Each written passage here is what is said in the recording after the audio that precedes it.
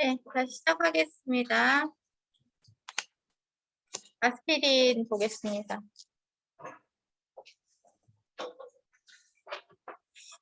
아스피린 실제로 보신 적 있으신가요? 이거 바이엘 아스피린이 이렇게 엄청 조그맣게 생겼어요. 지름이 한 0.5, 1cm도 채 안 되거든요. 엄청 작고, 아무튼 이 하얀색 이렇게 된 것이, 이거 아스피린이구나 알아두시면, 네, 금방 식별하실 수 있을 것 같고, 아스피린은 지난번에 우리가 그 대사의 과정에서 봤었을 때, 아스피린이 가수분해 되어서 살리실레이트로 전환된다 이 이야기를 드렸었는데 이 성분으로 변환되면서 이제 대표적으로 이제 그 아세틸 살리실릭 엑시드로의 전환이 그 대표적인 그 물질로서의 변환이어서 이 명칭도 함께 알아두시면 좋을 것 같습니다. 살리실레이트와 스테로이드 합성 물질의 원형이다. 이 설명 안 하려고 원형이 무슨 뜻이죠? 동그랗다는 뜻인가요? 봐도 느낌이 오죠? 원형이다 제가 왜 이야기를 하냐면요. 제가 지난 학기인가 작년인가 재작년에 F를 맞은 선배를 구제하려고 과제를 냈어요. 그래, 각 그 약물에 원형 약물을 중심으로 중요한 내용을 이제 요약해와. 그랬더니 그 선배가 동그란 약인지 아닌지 어떻게 아나요? 그냥 F로 줘야지 되겠다. 그렇게 생각을 했는데 내가 잘못 가르쳐서 그런가 봐. 그래가지고 제가 원형 약물을 강조하려고요. 이 질문 언제 했었어야지 되는 거예요? 원형 약물이라는 말을 수업 시간에 했었어야지 되고 왜 원형이라고 부르나요? 질문하라고 할 때 하지도 않다가 내가 과제를 내니까 그 얘기를 해가지고 진짜 제가 머리를 막 내가 진짜 아무튼 그랬던 적이 있어요. 원형이라는 말은 기준이 되는 그 약물이다. 고전적 비선택적 NSAID에는 이제 우리가 알고 있는 조금 소아에게 사용하는 대표적인 약물로서 이부프로펜 지난번에 나왔었죠 발표에서 이부프로펜, 브루펜, 에드빌 다 이제 같은 이런 이제 대표 약물로서 이 NSAID 계통의 약물도 모두 한 종류로서 아스피린만 존재하는 것이 아니라 대체 물질로서의 이부프로펜과 인도메사신 기타 약물이 존재하고 유도체별로 막 그렇게 막 외우기를 제가 권유하고 싶지는 않은데 이게 피브리오산 유도체, 페닐초산 유도체, 페네메이트 유도체 등 다양한 유도체 물질로 이제 다양하게 존재하는데 대표적인 물질 정도는 기억해 주시면 좋을 것 같아요. 이부프로펜, 피브리오산 유도체의 이부프로펜은 우리가 많이 쓰고 엔세이드와의 비교시 기준 약물로 사용이 된다. 간에서 대사가 되는데 아스피린과 사용 시 염증작용이 감소해요. 그러니까 아스피린하고 이부프로펜을 같이 쓰지 않는다는 얘기죠. 이부프로펜은 보통 엔세이드를 대체하는 물질, 그 대체제로서 아스피린의 대체제로서 선택되는 경우가 많아요. 특히 아동에서 많이 사용이 되는데 부작용으로 무균수막염을 유발할 수 있다. 그리고 이제 뒤에 이 약은 이제 알약, 경구약제형이 이제 많은데 여기 나오는 이제 케토프로펜, 페노브레펜, 낙센, 아프록센 이 센으로 끝나거나 펜으로 끝나는 약물들은 딱 느끼기에 이거 엔세이드겠구나 이런 느낌을 가지시면은 딱히 쳐다보지 않아도 펜이나 젠 이런으로 이렇게 끝나는 물질들은 그럴 가능성이 높아요.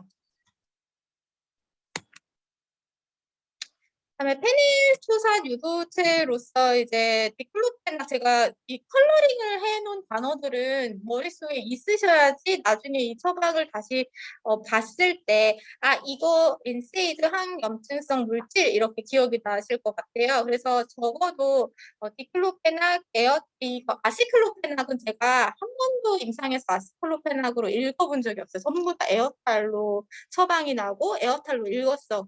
기억밖에 없어. 제가 이렇게 컬러링을 해놨던 거고요. 인도 메사신 이것도 가끔 나오긴 하지만 어쨌든 페닐초산 유도체로서 가장 많이 사용하는 물질은 디클로펜학과 에어탈이고요. 그다음에 케토락도 중요합니다. 케토락은 케톨롤락, 케토락, 케로신, 케라민 약의 이름 상품명이 굉장히 다양해요. 이게 항염증 작용, 경도의 염증 작용과 강력한 진통 작용을 같이 가지고 있어요. 그러니까 외과에서 엄청 유용한 약이겠죠. 제가 20명, 수술할 때가 20명이면은 20명 중에 한두 명 간에 문제가 있는 사람 한두 명, 그리고 아스마가 있는 사람 한두 명 빼놓고는 전부 이 약을 줬어요. 루틴 처방으로 페토라, OP 후에 그 이제 정맥 주사와 안과용제 투여로 사용한다, IV 투약을 한다는 뜻이죠. 그다음에 위장관 부장, 신장 부작용을 유발한다. 이 약은 기억해 놓으시라고 제가 사진을 실었어요. 폰탈입니다. 폰탈.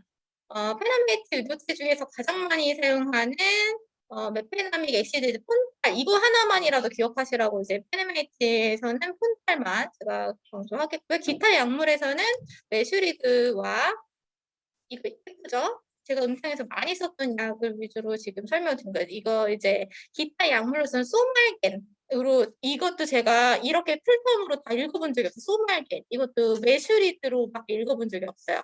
그래서 적어도 이런 것들이 소말겐 엔세이드, 메슈리드 엔세이드, 폰탈 엔세이드 딱 보면은 적어도 이거 엔세이드야 이걸 이렇게 알아볼 수 있어야지 환자에게도 설명해 줄 수 있죠.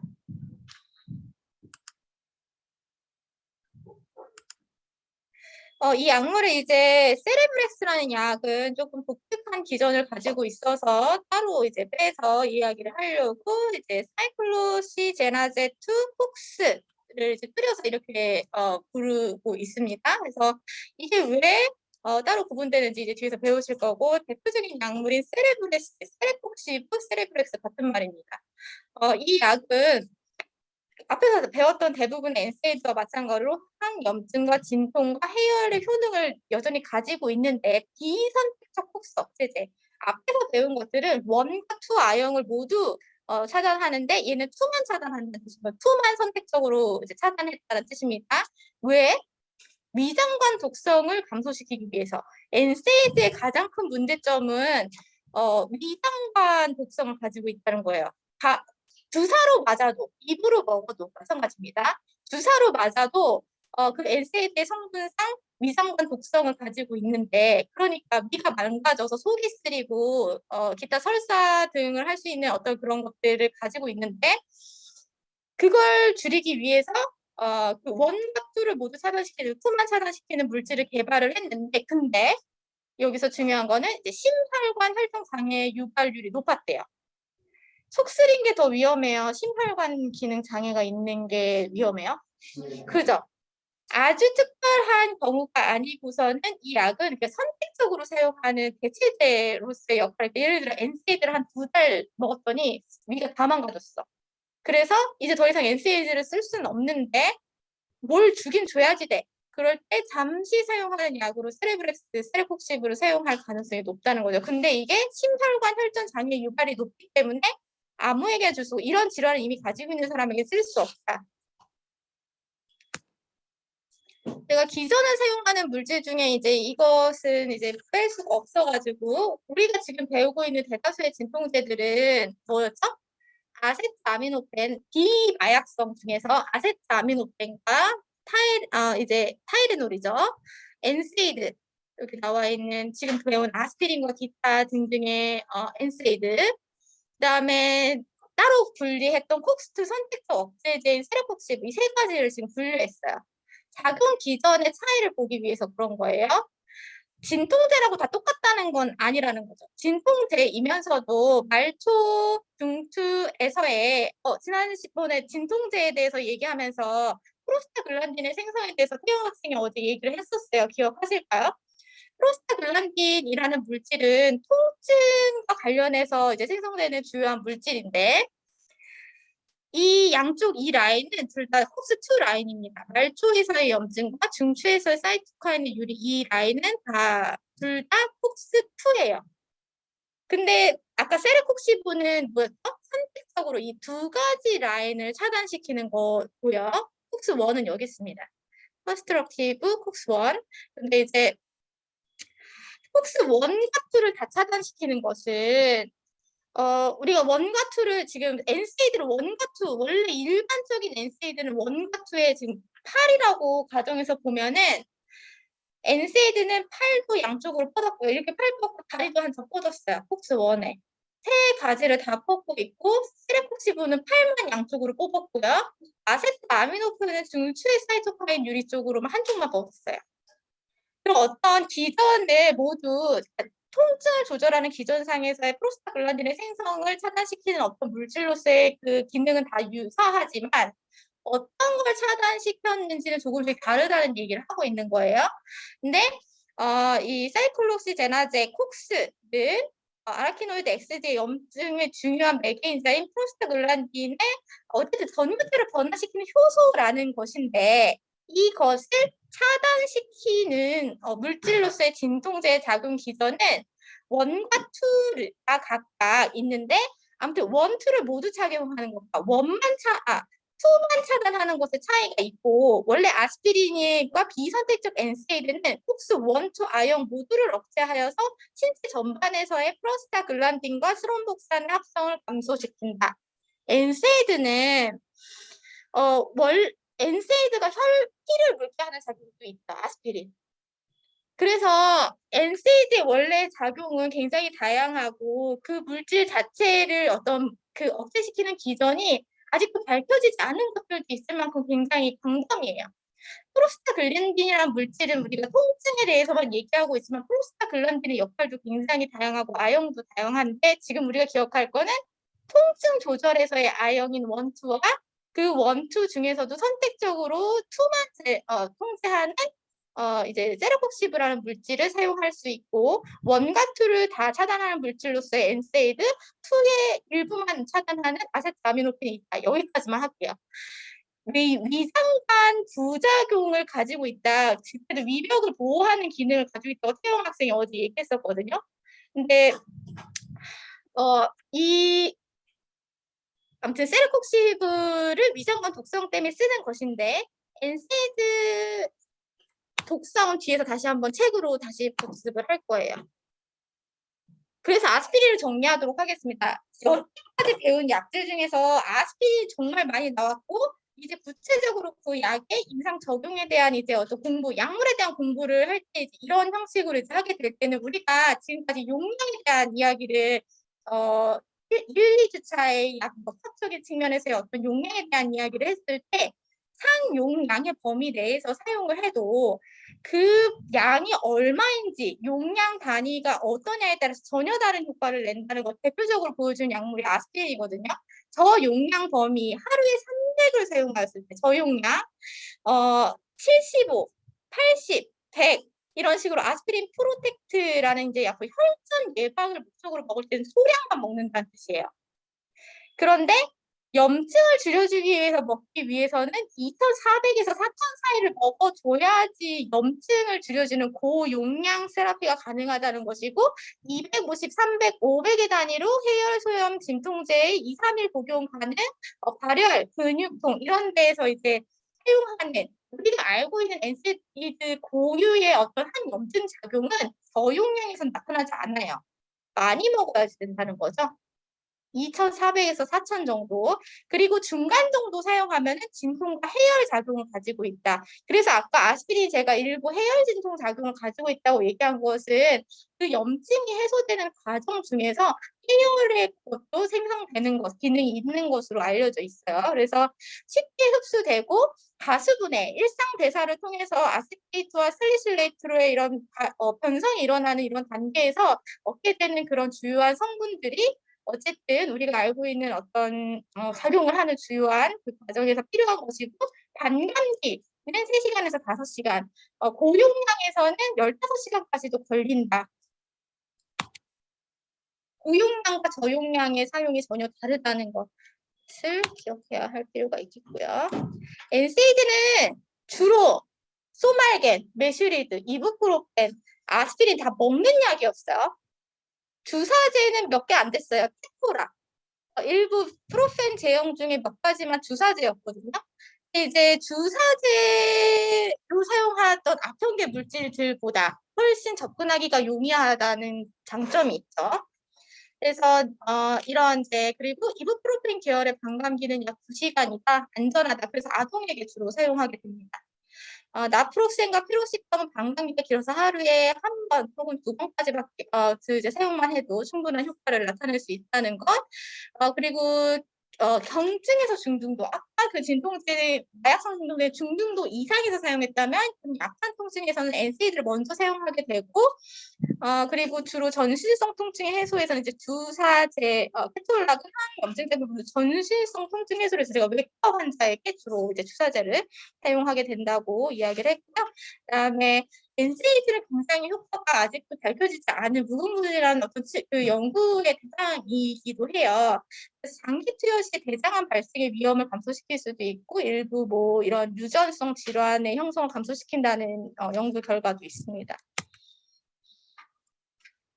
그럼 NSAID는 독성이 없을까?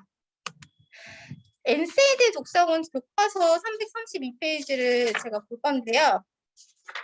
제가 시간이 없어가지고 읽으라고 시킬 수가 없어요. 그래서 제가 읽을게요.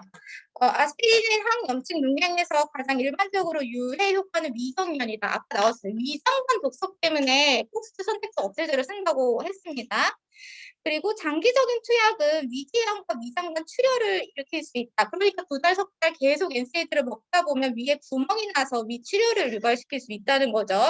뿐만 아니라 신장에도 무리를 줘서 급성 심박 기능 상실과 사이질, 콩팥염 등을 유발시킬 수도 있고, 그리고 아까 저용량으로 꾸준히 먹으면 어떻게 된다고요? 피가 묽어진다고 했어요. 그래서 출혈 시간도 연장시킨다. 소량의 아스피린에 의해서 프로스타글란딘 합성이 억제되면 아스피린의 과민 반응, 특히 환자와 비강 폴립 융통을 가진 환자에서 유코티일 합성이 증가해서 천식이 발병할 수 있다. 별표 천식. 천식 환자에게는 아스피린을 줘서는 안 된다는 뜻이에요. 천식 환자에게 아무 생각 없이 NSAID를 준다는 것은 그 환자에게 아스마 어택이 나타날 수 있는 가능성을 알고도 방치한 거예요. 근데 의사들은 그냥 루틴 처방으로 제가 얘기했어요. 그냥 아무 생각 없이 내일 수술인 환자 오더를 쫙 펼쳐놓고 그렇게 처방을 낼 수도 있대. 20명의 수술 환자 모두에게 그 코드를 그냥 팍팍 붙여넣기를 해서 그냥 NSAID를 루틴 처방으로 다 넣었어요. 그럼 어떻게 해야지 돼요? NSAID 중에서 NSAID가 처방한 사람 중에 아스마가 있다는 거 알면 불러야지 돼요. 아스마를 알고도 아스마 환자인 거 알고도 NSAID를 주면은 이 사람은 류코트리엔 합성이 증가해서 아스마 어떻게 이어서 죽을 수도 있다는 거. 내가 NSAID를 줘서. 그다음에 고효용량의 사용 시에는 이명이라든지 현기증, 가한기, 알칼리 호흡성 상증이 나타날 수도 있고, 그다음에 뭐 여러 가지 뭐 더 높은 용량에서는 살리실 엑시드 산과 관련된 부분에서는 대사산증을 유발할 수도 있겠죠. 그다음에 소아에게는 아스피린을 투약하지 않는다. 뭘로 대체했다고요? 이부프로펜으로 대체했어요. 왜냐하면 라이 증후군의 발생, 자동간호학 시간에 반드시 다시 나오게 될 거예요. 소아에게는 라이 증후군의 위험이 있어서 급성 간기능 상실을 위험하기 때문에 안 준다. 거의 쓰지 않습니다. 소아에게는. 그래서 이부프로펜의 대체가 필요한 것이고, 기타 NSAID에서는 페토라에 대한 이야기를 하고 있는데 중간 부분에 보시면 페토라를 장기간 주사하면 위장관 장애와 신장애가 높아진다. 72시간 이상 투여하면 안 된다. 그러니까 OP 수술을 한 환자에게 제가 루틴하게 케로신 페토라 이걸 주면은 한 2, 3일 주고 나면 끊어야지 된다는 소리예요. 다른 먹는 약으로 보통 대체합니다. 입으로 약을 먹을 수 있게. 전신 마취 후에는 주사제를 줘야지 되기 때문에 주사제로 주다가 이제 먹는 약으로 다른 약으로 이제 대체를 하게 됩니다. 3번에 보고 계시죠? 332쪽에 콕스 선택적 억제제 여기까지 읽겠습니다.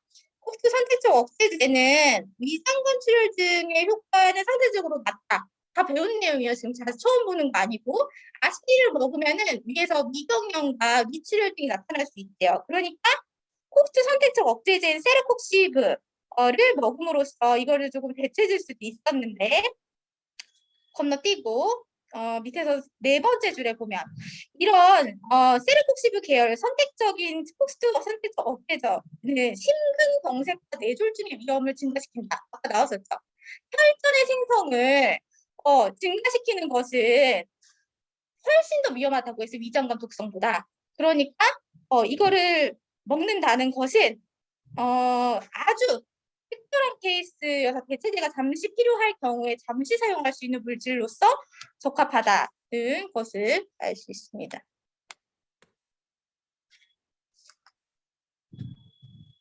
아세트아미노펜 그 옆장에 나오죠. 아세트아미노펜은 약국 가서 처방전 안 줘도 살 수 있는 약이죠. 타이레놀 주세요 하면 주잖아요.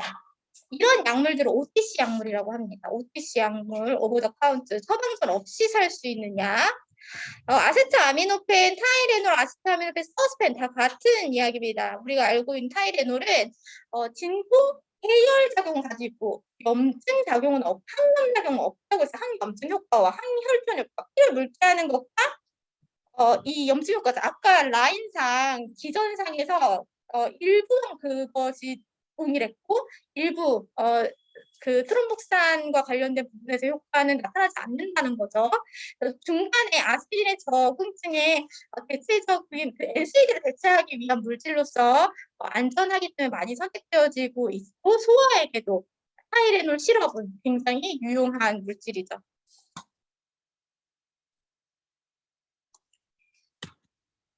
다 배웠기 때문에 빨리 넘어갈게요. 아스피린은 입으로 먹었을 때 흡수가 그래도 용이한 편에서 그렇지만 간에서의 대사는 잘 되는 편이어서 어쨌든 그래도 입으로 많이 먹습니다. 타이레놀 주사로 맞는 거 잘 못 보셨죠?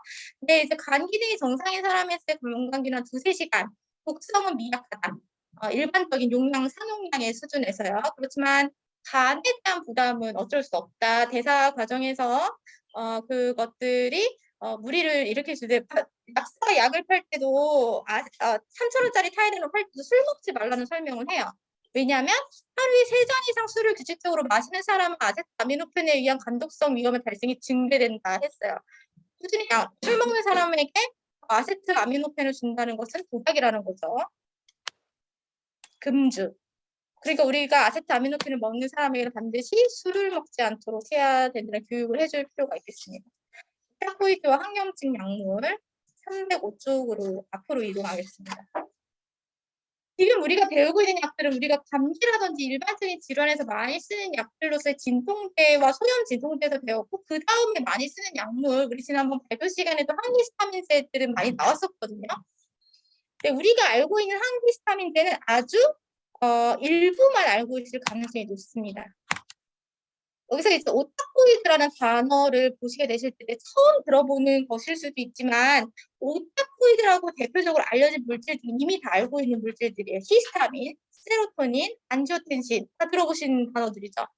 히스타민, 막 이렇게 가렵게 만드는 그 성분, 세로토닌, 우리 수면 유도를 하는 성분, 안지오텐신, 혈압을 상승시키는 이런 미량의 물질들, 물질이 생성된 세포 혹은 조직의 주위에서 국소적으로 작용하는 물질인데 이것이 정상 또는 병적인 상태에서의 생성될 뿐만 아니라 아주 작은 양으로도 생물학적 반응을 아주 극대화시킬 수 있는 물질들을 오타코이드라고 부르고 보통 효소에 의해서 대사됩니다. 이렇게 콧가루를 마시게 되는 이런 상황에서 들이마셔서 알러젠들에 의해서 히스타민이 분비되는 이런 것들이 오타코이드가 생성되는 주요한 어떤 원인이 되는 것이죠. 히스타민 우리가 알고 있는 히스타민은 주로 뇌를 포함한 여러 조직에서 관찰되고 있습니다. 아까 꽃가루를 들이마셔서 히스타민이 분비된다는 것은 우리 몸속에 이미 호흡 연구의 고농도로 저장되어 있는 히스타민이 그 항원으로 인해서 방출되는 걸 얘기하는 거거든요. 그래서 이런 특히 비만 세포는 우리의 호흡기 점막, 피부, 손발, 그리고 미점막 이런 데 많이 존재하는데 이것이 어떻게 해야죠? 아나필락시스 쇼크 반응 예를 들면은 아나필락시스 쇼크 반응은 바로 호흡곤란으로 나타날 수도 있지만 처음에 시작은 이런 피부가 간지럽고 목이 부어오르는 형태가 되다가 목이 기도 부종이 심해지면서 호흡곤란, 에어웨이가 좁아지면서 이제 사망에 이르게 되는 그런 것들에 히스타민이 관여하고 있다는 걸 알 수 있는 부분이거든요. 호흡기 점막에도 많은 혈관에도 다량 존재하고요. 히스타민은 이렇게 생겼는데 여기 있는 이제 칼카르복실 작용으로 인한 히스타민의 생성이다. 이거는 뭐 그렇게 중요하진 않은데 어쨌든 히스타민이라는 것이 유리되는 그 과정, 후연부에 있는 것들이 이렇게 방출되어서 우리 몸에서의 항원항체 반응 과정에서 알러지 증상을 유발시키는 과정에서 알러지 원이 몸속에 들어와서 비만세포 이런 항원 항체 작용으로 인해서 오타코이드인, 히스타민과 류코트리엔 등이 방출되는 이런 것들이 결국에는 알러지 증상으로서 몸 밖으로 이렇게 표현될 때 호흡곤란, 혈압저하, 피부 가려움, 통증 등이 나타나게 된다. 이것이 이런 이제 비의존성 유리 치환의 과정과 항원 항체 반응으로서의 기관지 후두 부종, 수축, 저혈압 등의 반응으로 나타난다는 거죠. 신체 증상이 왜 생기는지 그걸 알게 된다면 이게 약물을 이용할 수 있는 조건이 마련된 거예요. 우리는 히스타민이 뭘 하는 물질인지를 배웠어요. 히스타민은 기도를 붓게 만들 수도 피부를 가렵게 할 수도 있고 기타 뭐 재채기를 유발한다든가 여러 작용을 할 수 있는 물질이라는 거죠. 히스타민은 1, 2, 3 리셉터를 가지고 있습니다. 그리고 크게는 4가지 4번 리셉터까지 있지만 우리는 지금 3번까지밖에 배우지 않을 거고요. 히스타민은 그 수용체에 따라서 아주 이제 그것이 달라질 수 있습니다. 세포 표면에 이 리셉터에 결합해서 말초의 저항을 감소시키고 혈관의 투과성을 항진시킨다. 이런 어려운 말들은 결국에는 우리 몸에서 증상으로 표현될 때는 혈압이 떨어지든가 근육을 수축시킨다든가 어떤 다양한 증상을 나타내는데 히스타민 1 리셉터에서는 우리가 알고 있는 것 중에서 이제 1은 대다수의 어떤 그 이제 뇌, 심장, 기관지, 위장관, 민무늬 근육, 대다수의 근육에서의 이런 것들이 발견되는 측면에서 설명되는 대다수의 작용은 1 리셉터에서 일어나고요. 2 리셉터에서 기억하실 거는 위장관입니다. 위장관, 소화기 계통. 3 리셉터는 주로 이제 신경계로 기억하시면 될 것 같습니다. 네, 이제 1 리셉터의 작용은 너무나 다양해서 뇌, 심장, 기관지, 위장관, 민무늬 근육 그리고 물론 히스타민 2도 뇌, 심장, 위장관 다 되지만 그 중에서도 위에 벽세포에서 주로 발견되고 있어서 위산의 분비를 증가시키는 측면 그러면 거꾸로 히스타민 2 리셉터 기를 억제를 시킨다고 한다면 이게 어떻게 돼서 위산 분비가 감소하겠죠. 히스타민 2의 리셉터에 작용하는 약물들은 위장관계에 작용하는 약물로 사용된다는 것을 이야기하려고 이렇게 그림을 보여드린 거고요. 아니 히스타민 1 수용체 제가 이거를 잠깐 페이지 좀 볼게요. 거의 다 왔죠? 히스타민 1 수용체 기량제는 1을 여기서 배운 거예요, 지금. 히스타민이 가서 1 리셉터에 부착하면 이런 증상들이 나타나는데 이걸 막겠다는 거죠. 안티히스타민. 히스타민의 본래의 작용을 막겠다는 것이죠. 얘가 막 재채기가 나와가지고 지금 죽으려고 그래. 콧물이 막 질질 나고 가려워 죽겠어. 목이 물려가지고. 이럴 때 쓸 수 있다는 거죠. 히스타민, 안티히스타민, 1을 리셉터를 기량시키겠다, 억제하겠다. 양리학적으로는 작용으로 히스타민의 유발에 의해서 기관지가 좁아지는 수축, 혈관이 확장되는 것, 모세혈관의 투과성이 증가되면 가려워요. 이렇게 부어오르고요. 점액의 분비, 콧물이 질질 난다는 거죠. 그리고 감각 이런 자극들이 억제된다. 중추신경도 억제 이런 이제 기전들을 사용하겠다는 거예요. 국소 마취 작용하는 것도요. 그래서 이 안티히스타민 1 리셉터의 기항제로서는 가려운 증상, 두드러기, 아토피 피부염의 조절, 수면 보조제, 식욕 억제 목적으로 다양하게 쓸 수 있어. 1 리셉터의 작용은 한두 가지가 아니었어요. 뇌에서도 위장관에서도 신경계에서도 다 작용했어요. 그래서 많이 활용될 수 있다는 거죠. 가려울 때도 두드러기가 났을 때도 아토피 피부염에도 잠이 안 올 때도 식욕이 폭발해가지고 뭔가 먹고 싶을 때도 뭐 쓸 수 있다는 거예요. 비염에 걸렸을 때도 벌레에 물렸을 때도 천식에도 상기도 증후군에게도. 그럼 우리도 언젠가 한번 먹어보지 않았을까요? 지난 발표 시간에도 아마 나왔었죠. 그러니까 부작용을 사용할 수도 있다는 거예요. 부작용은 어드버스 액션뿐만 아니라 사이드 이펙트로서 원래 안티히스타민의 다양한 기능을 다양하게 쓸 수 있다는 거죠. 콧물이 나는 사람에게도 쓸 수 있고 어지러운 사람의 그 진정작용에도 진정작용이 있으니까. 그러니까 콧물 날 때 먹는 약으로 알고 있던 그 히스타민은 어지러운 사람에게 줬을 때는 그 어지러움증을 다운시키는 진정작용도 가지고 있을 거고요. 식욕을 줄여주고 부역, 변비, 설사, 위장관 장애에 애써줄 수 있다는 거죠. 근데 이제 입이 말라. 나왔었죠, 지난 시간에. 이 약을 드시면 막 입이 마를 수 있습니다. 어제 막 설명했잖아요. 다른 조에서요. 그 입이 마르다는 것은 점액 분비, 안티히스타민을 통해서 점액 분비가 줄었어요. 입이 마르다는 거죠. 침 분비도 줄고 콧물도 적게 나오고 입이 마르다는 건 그런 같은 맥락에서의 그 부작용인 거죠. 치아가 혼미해지고 소변 저류가 나타날 수 있고 실제로 저희 아들이 코 감기에 걸려가지고 이 H1 수용제 기량제를 먹었더니 소변을 못 보는 거예요. 5살인데. 그래가지고 그 약을 중단했어요. 그 시럽 제형 중에 이 안티히스타민 원 수용제 기량제가 거기 약에 시럽에 들어있었는데 그거를 몇 번 먹었더니 애가 소변이 마려운데 소변이 안 나와요. 마치 전립선 기대증 환자증처럼 이런 소변 저류 현상이 나타날 수 있습니다. 그리고 빈맥 두통 저혈압 이런 이제 급성 이제 소화액의 중독 시 경련 등이 나타날 수 있다. 근데 이런 부작용들이요. 1세대 약물에서는 굉장히 두드러지는 2세대 약물에서 이걸 보완했어요.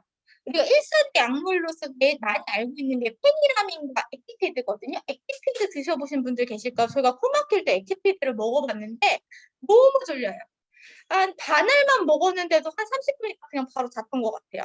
하나를 먹으면 그냥 완전 그냥 기절하고요. 그래서 액티비티를 팔 때 늘 우리 어제 발표하신 분들은 이 약물을 드시면 졸릴 수 있어서 기계 조작에 주의해 주세요. 이런 설명을 한 대다수의 약물들은 이제 이 안티히스타민 계열의 약물일 가능성이 높아요. 그래서 이 1세대 항히스타민, 2세대 항히스타민은 이 1세대의 졸리는 진정작용을 차단해서 학생인데 이거 먹으면 잠을 자서 시험을 망했어.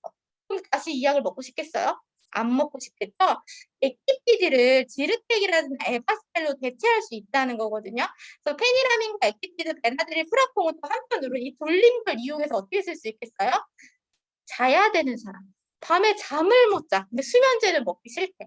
그럼 이 약물로 대체할 수 있어요. 그래서 그렇지만 이런 부작용도 있죠. 입이 마르거나 시야가 혼미 이런 증상들이 나타날 수 있기 때문에 대중적으로 쓰지는 못하지만 대체제로서의 가능성을 늘 가지고 있죠. 2세대 항히스타민제는 에바스텐, 테르페나딘, 지르텍. 우리가 많이 알고 지르텍이죠. 지르텍은 광고를 많이 하거든요. 저도 광고를 본 적 있고 에바스텔도 많이 씁니다. 2세대는 제가 뭘로 기억하라고 했어? 위장관. 위장관. 안티히스타민인데 웬 위장관? 이랬는데 에이지트 수용제는 분명히 위장관 작용을 많이 한다고 제가 예를 들어드렸어요. 타가메트, 엑시드, 잔타. 넘어가 버렸네. 그 약물들은 제가 많이 써서 이걸 보여드린 건데 아까 제가 그 처방전에 시메티딘 기억나시죠? 시메티딘 원칙 QID 유진이가 해석했던 이것이 타가메트. 에이지트 수용제 기량제인 타가메트, 시메티딘은 많이 사용돼요. 위장관 용제라는 거죠. 미산의 분비를 없애서 속쓰릴 때 먹는 약인 거죠. 단딱두 성분을 들었죠. 라니티딘, 티딘으로 끝나는 파모티딘, 니자티딘. 어제 나왔었어요. 티딘으로 끝나는 물질들은 H2 수용체 기량제이면서 속 쓰릴 때 위장관 기능의 불량 시에 위험 환자에게 많이 처방되겠죠. 그래서 이런 속 쓰릴 때 먹는 것이 제산제로 물론 알고 이렇게 이제 그런 어떤 산을 중화시키는 기능이 아니라 산의 분비를 억제시키는 거예요. 미산의 분비, 벽세포에 존재해서 이런 이제 미산을 분비하는 그런 것들을 막는 아예 산의 분비를 억제시키는 측면에서의 길항제로서의 역할을 하는 타가메트, 잔타, 펩시드 많이 씁니다. 엑시드도 많이 쓰고요. 끝났네요. 끝났어. 네, 질문 하시기 바랍니다. 마치겠습니다.